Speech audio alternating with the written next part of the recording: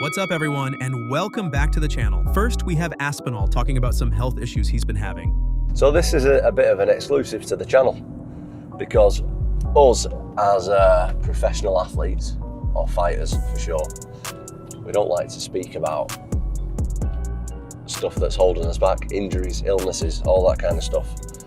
But this year, I have actually been ill more times than I've ever been ill in my life. And we're in April. So I got an illness, like a virus, before Christmas, just before Christmas. And basically I've had it on and off since. So you'll see in some of the videos where I'm using the snot thing, the snot t-shirt. I've had to use that a lot. I've probably not rested enough. You can still probably hear in my voice I'm a little bit nasally, but I'm right at the very end of it now, finally. I've had a couple of courses of antibiotics and stuff like that. But it has made me look in depth medically with what's going on, because I keep picking up viruses. Usually I'll get ill like once a year, if that. It's just like a head cold or whatever, but I've been like really ill. Bedbound a couple of times. I've had ringworm quite a few times and other minor skin infections and stuff like that. And these are usually things that you get when your immune system's low. So I've had in-depth blood tests. I've had a metabolism test. I've had a full body scan just to try and get to the bottom of what's going on. And I've had sinusitis, I've had strep. This has come up in my results as well. I've had a fever plenty of times and stuff like that, and just aching body and all the rest of the flu type symptoms that have been going on for like 4 months now. So even though I've not been active, it's probably, looking back, it's probably a pretty good job that I haven't been active, because I haven't been functioning at 100% for a while, and we finally have some results in. Kamaru Usman is set to face Joaquin Buckley in the main event of UFC Atlanta on June 14th. The former welterweight champ returns after a long layoff, while Buckley rides a 6-fight win streak with knockout momentum behind him. You know how they be, Henry. They said I was, gonna do this, do that, do this, do that. But guess what, Henry? I'm tired of all the talking. I had to take a little bit of sabbatical, like I've said. But now I'm back from that sabbatical. That's right, Henry. You heard it right. Your boy is back. In there. I'm ready to spin. You know what they say, if you want to win, put booby in. So I'm ready, Henry. I'm back in there June 14th, live from Atlanta, Georgia, taking on, how do you say his name, Henry? Joaquin Buckley? Really? Right. You're fighting Bug Dog. Pause. Really, dude? Sean O'Malley dropped his sparring partner.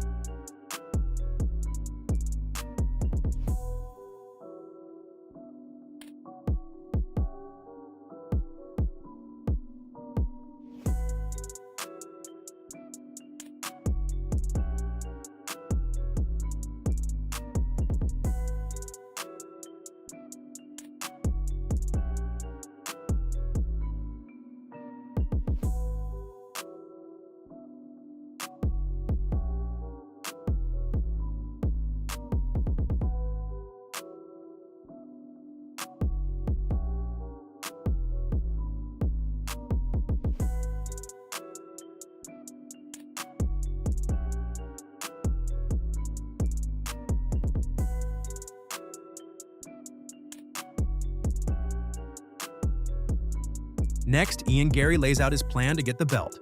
You guys know I like plans, right? You guys know I have visions in my mind. Well, let me tell you what's next. I'm going to fight the winner. I believe it's Belal. And that's nothing against Jack. I just believe stylistically Belal has what it takes to get this fight done, and quite convincingly. So I'm going to fight Belal next. I'm going to beat Belal. Belal has said it many, many times. I am the toughest opponent in the division for him. Then when Belal doesn't have the belt, there's a certain pound for pound number one who wants to come up, and his name is Islam Makhachev. And I have nothing but love and respect for that man and his style, and it'd be an honour to share the octagon with him. I would love to go out there and prove against him in my first title defence that I'm the pound for pound number one. I beat him, I take that status, I win my first title defence, and then Shavkat gets the rematch. And I'm going to go out there and I am going to dismantle that man and prove that he never won that fight.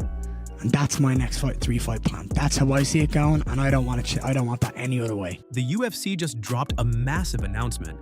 Max Holloway and Dustin Poirier are set to collide one more time.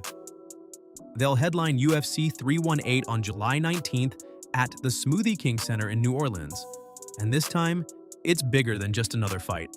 Holloway's BMF title will be on the line, and for Poirier, it'll be the final chapter of his career.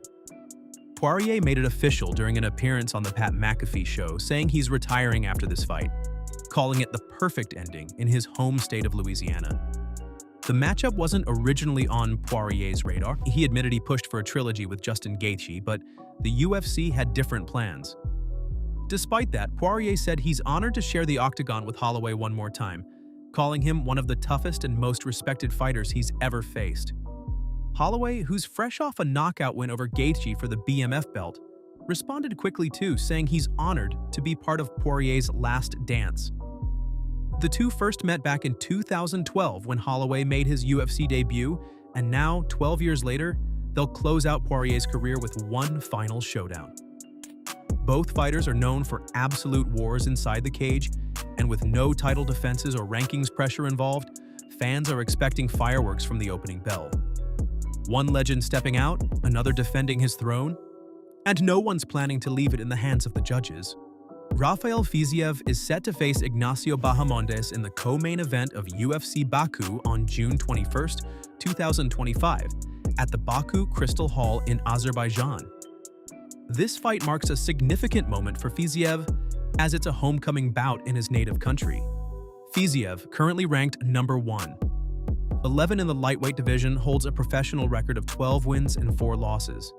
He is looking to rebound after a unanimous decision loss to Justin Gaethje at UFC 313 on March 8, 2025. Prior to that, Fiziev was on a 6-fight winning streak, showcasing his striking prowess and earning a reputation as one of the division's most exciting fighters. His opponent, Ignacio Bahamondes, enters the bout with a 17-5 professional record and is riding a wave of momentum. Bahamondes has secured 3 consecutive finishes, including victories over Christos Giagos, Manuel Torres, and Jalen Turner, all since April 2024. These performances have elevated his profile and positioned him as a rising contender in the lightweight division. The matchup between Fiziev and Bahamondes promises to be a striking showcase, with both fighters known for their dynamic stand-up skills. As the UFC makes its debut in Azerbaijan, this co-main event is expected to deliver fireworks and could have significant implications for the lightweight rankings.